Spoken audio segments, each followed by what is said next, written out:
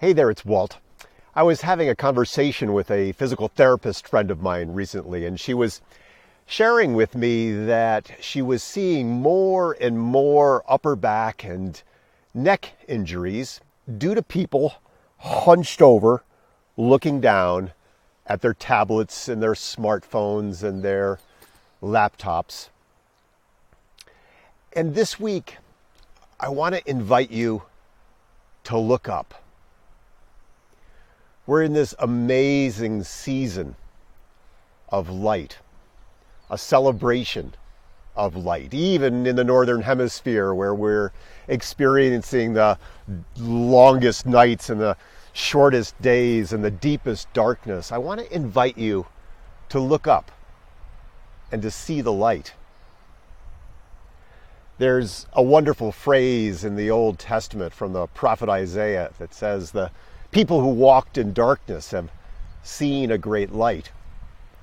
And some believe that that was a prophecy for the future. But regardless of how you see that line, what's true is that in all of our creation stories, in all of our origin stories, the world began in darkness, and then there was light, and the light was good.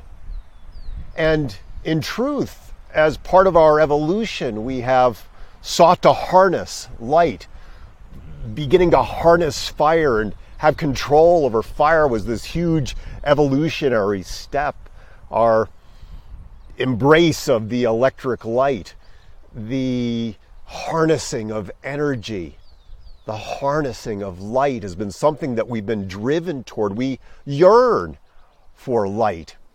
And in this week, a lot of our traditions come together in this great celebration of light. The solstice celebrations, looking forward to that turning point where we turn back toward the light. The celebration of Christmas with that Star of Bethlehem and the Christmas lights. And of course, Hanukkah, the celebration of 8 days of light. We seek for light, we yearn for light, and yet so often we keep our heads down, we stay away from the light, and we're called back in this season to the light.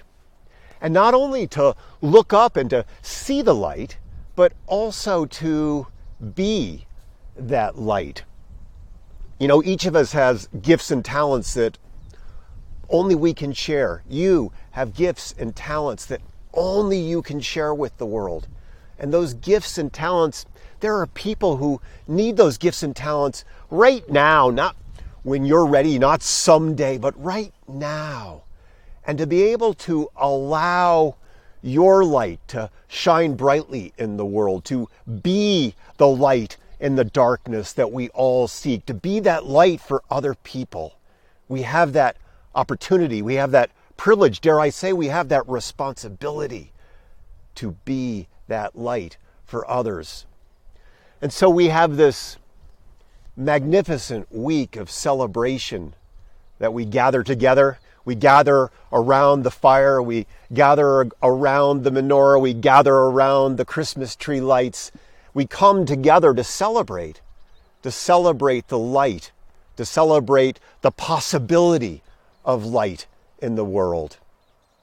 So this week, look up, see the light, and be that light for others. Make it a great rest of the day, great rest of the week. Talk soon.